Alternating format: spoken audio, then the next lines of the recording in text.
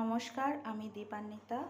আজকে আমি আলুর পাঁপড় তৈরি করা আপনাদেরকে দেখাবো কিভাবে তৈরি করা যায়। পাঁপড় খেতে আমরা সবাই ভালোবাসি, কিন্তু আলুর পাঁপড় কিভাবে আমরা ঘরেতে তৈরি করব সেটি আপনাদের কাছে তুলে ধরব।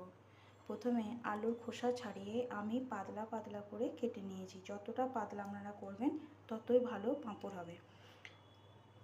আমরা কাটার দিয়েও কাটতে পারেন, আলু কাটার যে পাতলা পাতলা ইয়েগুলো আছে সেগুলো দিয়েও কাটতে পারেন, এবং আমি এটা বটিতেই কেটেছি।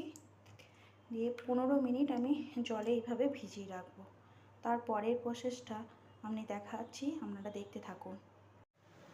কড়াইতে জল গরম করতে দিয়েছি। জল যখন ফুটে উঠবে তখন আমি একটু নুন দিয়ে দেবো এবং আলুগুলো সব দিয়ে দেব। আলুগুলো যখন ফুটে উঠবে তখন 5 মিনিট ফুটলেই আমি ফুটো বাটিতে জল ঝরিয়ে নেব। ভালো করে জল ঝরিয়ে আমি রোদে 2 দিন শুকোতে দেবো। কড়া রোদে, এখন যেরকম রোদ উঠেছে এই রোদে 2 দিন শুকোলেই পাঁপড়ের মতো হয়ে যাবে। ফুটে উঠেছে, এবার আমি ঢেলে দেব। ঢেলে নিয়েছি ফুটো বাটিতে। শুকোনোর পর আলুগুলো এরকম পাঁপড়ের মতো হয়ে গেছে। আমি তেলে ভেজে আপনাদেরকে দেখাচ্ছি। আমার কিছু পাঁপড় আমি এইভাবে তৈরি করে রাখি। আগে থেকেই আমার আলুর পাঁপড় তৈরি করা ছিল। দেখুন কিভাবে ফুলছে। সব আলুগুলো আমার এইভাবে ফুলে উঠলো।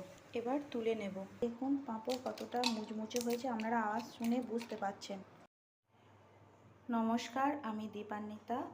আজকে আমি আলুর পাঁপড় তৈরি করা আপনাদেরকে দেখাবো কিভাবে তৈরি করা যায়। পাঁপড় খেতে আমরা সবাই ভালোবাসি, কিন্তু আলুর পাঁপড় কিভাবে আমরা ঘরেতে তৈরি করব সেটি আপনাদের কাছে তুলে ধরব। প্রথমে আলুর খোসা ছাড়িয়ে আমি পাতলা পাতলা করে কেটে নিয়েছি। যতটা পাতলা আপনারা করবেন ততই ভালো পাঁপড় হবে। আমরা কাটার দিয়েও কাটতে পারেন, আলু কাটার যে পাতলা পাতলা ইয়েগুলো আছে সেগুলো দিয়েও কাটতে পারেন, এবং আমি এটা বটিতেই কেটেছি। দিয়ে 15 মিনিট আমি জলে এইভাবে ভিজিয়ে রাখবো। তারপরের প্রসেসটা আমি দেখাচ্ছি, আপনারা দেখতে থাকুন। কড়াইতে জল গরম করতে দিয়েছি। জল যখন ফুটে উঠবে তখন আমি একটু নুন দিয়ে দেবো এবং আলুগুলো সব দিয়ে দেব। আলুগুলো যখন ফুটে উঠবে তখন 5 মিনিট ফুটলেই আমি ফুটো বাটিতে জল ঝরিয়ে নেব। ভালো করে জল ঝরিয়ে আমি রোদে 2 দিন শুকোতে দেবো। কড়া রোদে, এখন যেরকম রোদ উঠেছে এই রোদে 2 দিন শুকোলেই পাঁপড়ের মতো হয়ে যাবে। ফুটে উঠেছে, এবার আমি ঢেলে দেব। ঢেলে নিয়েছি ফুটো বাটিতে। শুকোনোর পর আলুগুলো এরকম পাঁপড়ের মতো হয়ে গেছে। আমি তেলে ভেজে আপনাদেরকে দেখাচ্ছি। আমার কিছু পাঁপড় আমি এইভাবে তৈরি করে রাখি। আগে থেকেই আমার আলুর পাঁপড় তৈরি করা ছিল। দেখুন কিভাবে ফুলছে।